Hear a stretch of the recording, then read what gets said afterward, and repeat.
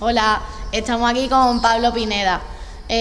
Pablo estudió en el Colegio Bergamín de Málaga, luego hizo la secundaria y el bachillerato en el Cánovas del Castillo y el primer europeo que tiene una carrera la estudió en la Universidad de Málaga y hizo educación primaria. Ha participado en la película Yo también, ha escrito un libro que se llama El reto de aprender, fue galardonado por la Concha de Plata del Festival de Cine de San Sebastián y nominado al Goya como Mejor Actor Revelación ese mismo año. Y también trabaja con la Fundación ADECO. Yo hablaría más bien, más que de integración, ¿vale? Yo hablaría más de inclusión. Y diréis, ¿por qué?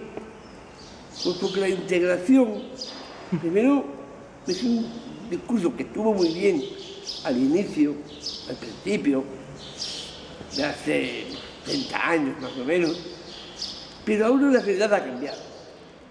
La sociedad no es tan perfecta como pensábamos, ¿no? En aquel entonces nunca lo ha sido y menos ahora, ¿no?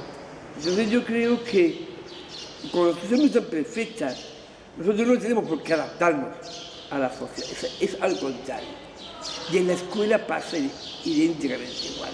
La escuela no es perfecta, no es infalible, es la que se tiene que adaptar a nosotros. Entonces yo digo que es muy necesario esa normalización, esa inclusión, ¿no? Ese, ¿cómo diría? Ese prever, primero prever que la diversidad está ahí, porque es que está. Ahora estamos en una sociedad muy diversa, con lo cual, si el colegio como tal no reconoce que sus alumnos son cada uno de su padre y de su madre, cada uno diversos y heterogéneos, y tal, ya empezamos mal, porque ni todos aprendemos igual, ni todos procesamos igual, y eso lo tiene que prever la escuela desde que entra el niño, porque si no, ya desde que entra ya tiene que prever, ya tiene que tener en su mano qué es el niño, si es sordo, si es ciego, si es, yo qué sé, cualquier cosa. Entonces, ese niño, el colegio tiene que prever cómo es ese niño y tiene que prever todo eso y adaptarse a la idiosincrasia del niño y a la vez hacer que el resto también aprenda, ¿no?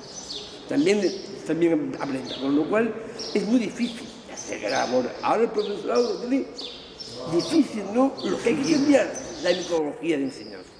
No enseñar igual que hace 30 años, porque ya no es la misma realidad. Y cambiar de método, cambiar de metodología, cambiar de procedimiento de enseñanza,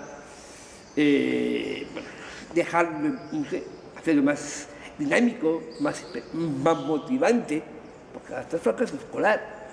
El fracaso escolar no es porque el niño sea solamente un vago, no, a lo mejor lo es, sí, por supuesto. Pero también es verdad que el profesor algo está haciendo mal, porque siempre radican igual.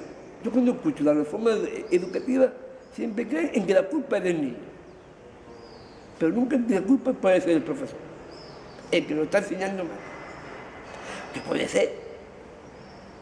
Entonces hay que prever también que el profesor puede equivocarse y que de hecho se esté equivocando. Y hay que ver qué estrategias hay que hacer, qué metodología, hay que cambiar de metodología, hay que cambiar la enseñanza.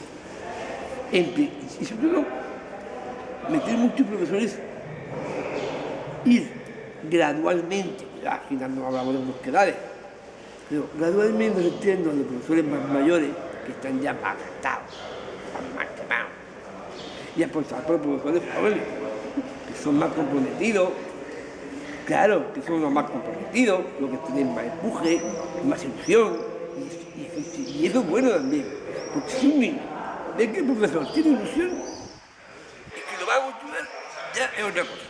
Pues, si tiene un profesor con la cara, un millón, que yo con este voy a aprender.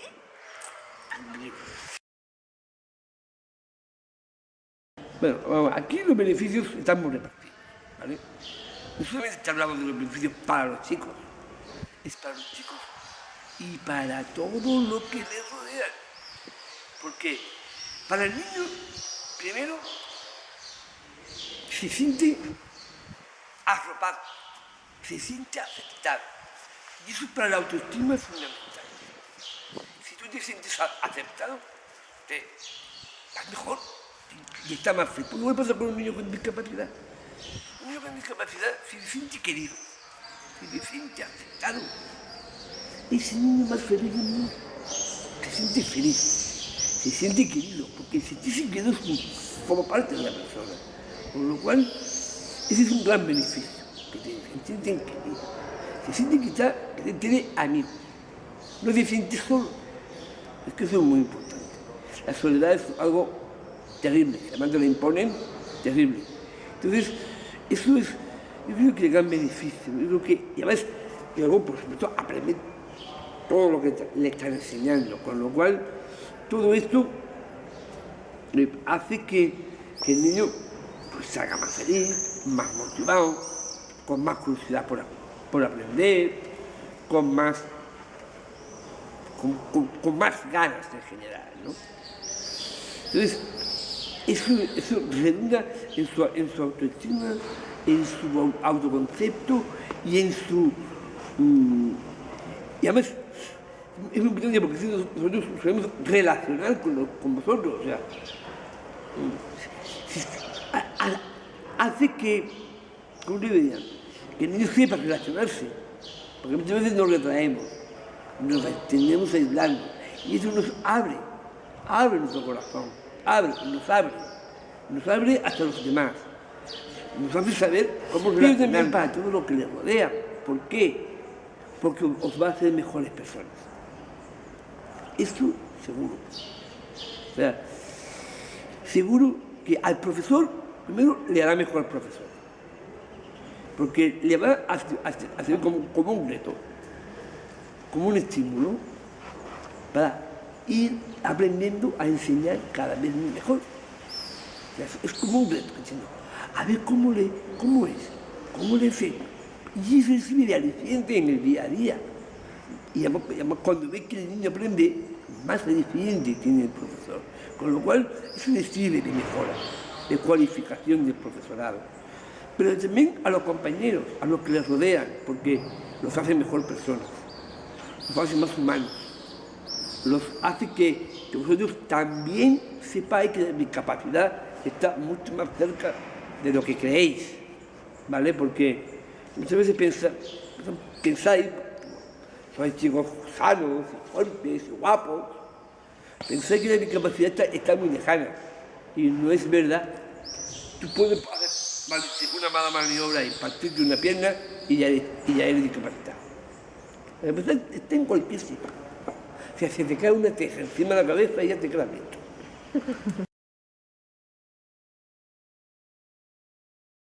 La matriz, donde empezó el tema, y eso lo puedo decir yo, porque yo empecé, la matriz de todo esto fue de integración, inclusión, humanización, empezó en los centros públicos, eso no cabe la menor duda, ¿vale?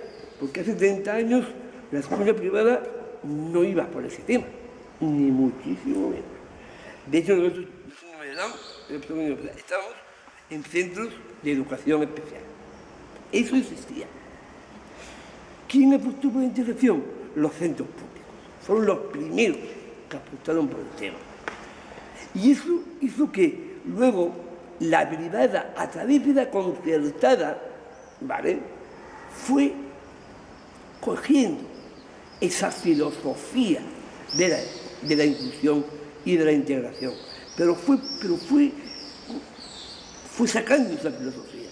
Entonces, por eso defiendo el papel de la escuela pública, porque tiene que estar ahí, porque es un servicio para todos, Entonces, tiene que estar la escuela pública ahí, pero valorada, respetada, no vilipendiada, porque todos hemos sido alumnos de un centro público. Entonces, hay que reconocer su papel y no vilipendiarla. Igual que también hay que reconocer la otra. Igual que hay que reconocer la concertada y ver cómo la concertada ha ido cogiendo esa filosofía y ha ido integrando cada vez más personas diferentes. Y por otro está la privada, que ya quedan muy pocas. Ya esos son ya centros ya bilingües, trilingües, cuatrilingües, que ya ella se va por los cerros de Úbeda. Entonces, la privada tiene sus ventajas y sus inconvenientes. Las ventajas, muchos medios. Estoy hablando de la privada, muchos medios. Muchos medios, pero no hay, es muy elitista. Crea un grupo. Por eso, yo conozco sobrinos que pagan por la privada, ¿vale? Y allí no ven a un síndrome de Down ni por el sol. Está más claro que el agua. Luego está la concertada, que es la que está cogiendo el tema de la integración. Ojalá que la concertada le diga a la privada, chicos, cambia ya. ¿Vale? Así como yo lo he cogido, vosotros también. Entonces, esto sería bien. Mira, acabo de inventarme una idea. Debe ser la concertada tiene un papel muy importante. Y es que toda la filosofía que ha cogido de la escuela pública la vaya poco a poco transportando a las privadas. Para que algún día en este país todos los colegios públicos, privados y concertados, todos acepten alumnos diferentes. Todos los centros de este país, sin excepción. Entonces, ese es el papel de la concertada. El intentar cambiar el intentar que la privada entre por esa filosofía también. Porque ya que están aprendiendo inglés, francés, alemán y suajili, ¿vale? Que acepten a ingleses, franceses, alemanes y hasta suajili si hace falta.